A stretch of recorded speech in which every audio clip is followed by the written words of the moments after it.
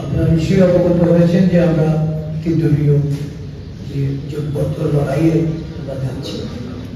খুব শীঘ্রই আমি চেষ্টা তো থাকবে আমাদের আগামীকাল প্রথম বেলার মধ্যেই এটা সম্পন্ন করা। আমাদের অভিপ্রায় আজকে সমস্ত খুঁটিনাটি বিষয় আসলে যা যা ছিল এগুলিকে বাস্তব বৈধান করার জন্য আমাদের নেতৃবৃন্দরা কাজ করছেন। সম্ভব হলে আজকে রাখবেন না তো কালকে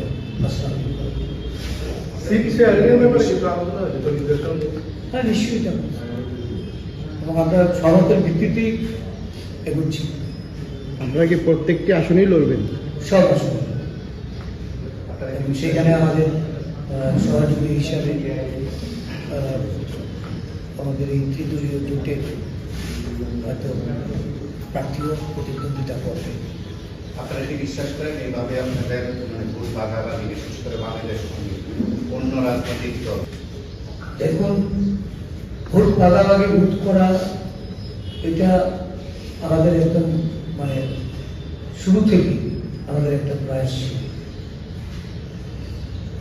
অনেক ক্ষেত্রে এটা সম্ভব হয়ে ওঠেনি।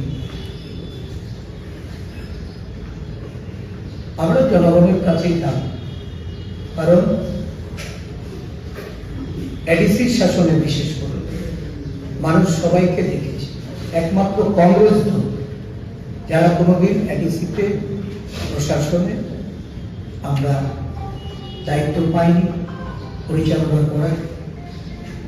আমাদের আদিবাসী কংগ্রেসের নেতৃত্বরা বিগত প্রায় 2 বছরের উপরে সমস্ত পাহাড় অঞ্চলে আদিবাসী এলাকাগুলিতে আমাদের সংগঠনকে যেমন বৃদ্ধি করেছে, সাথে সাথে আদিবাসী জনগোষ্ঠীর মধ্যে যে বার্তাটা, যে কংগ্রেস সম্পর্কে 4 দশক পূর্বে একটা ভুল বার্তা ছিল, এটাকে কাটিয়ে এখন আমরা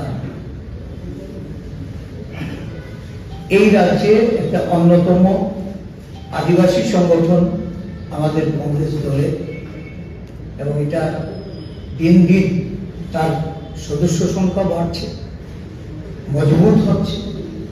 এবং আমি এটুকু বলতে পারি, বিগত দিনে আমরা অনেক নির্বাচনে গ্রাম পাহাড়ে লড়াই করেছি বা সিদ্ধারে প্রতিদ্বন্দ্বিতা করেছি।